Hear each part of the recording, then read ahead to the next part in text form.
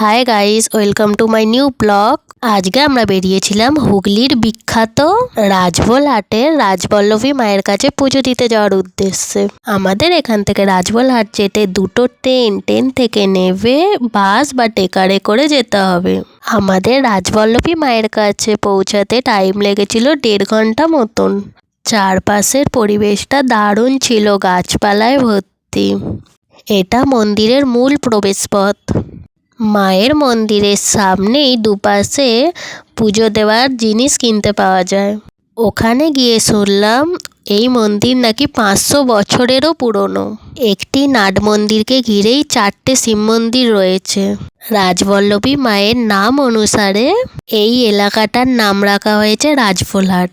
রাজবল্লভী মাকে অনেকে শ্বেতকালী নামেও চেনেন। এই মন্দির সারা দিন খোলা থাকে দর্শনার্থীদের জন্য। ওখানে আরও গিয়ে জানলাম প্রতি বছর দুর্গাপুজোয় নবমীতে মোষ বলি দেওয়া হয়।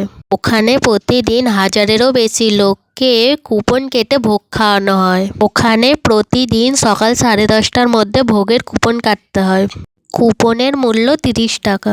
তো আমরা পুজো দিয়ে মন্দিরের চারপাশটা ঘুরে রাজবল্লভী মায়ের প্রসাদ খেতে চলে গেলাম। ওখানকার ভোগ প্রসাদ 4 রকম: ভাত, ডাল, মাছ দিয়ে একটা চচ্চড়ি আর পায়েস। ওখানে পার্সেলেরও ব্যবস্থা আছে। মায়ের প্রসাদটা খেতে ভালোই ছিল। বর্তমানে রাজবলহাট তাঁত শিল্পর মধ্যে একটি অন্যতম জায়গা। রাজবল্লভী মাকে শাড়ি পরানোর জন্য 14 হাত শাড়ির প্রয়োজন হয়। তো আমরা মন্দির ঘুরে বাড়ির পথে রওনা দিলাম। বাই, আবার নেক্সট ভিডিওয় দেখা হবে।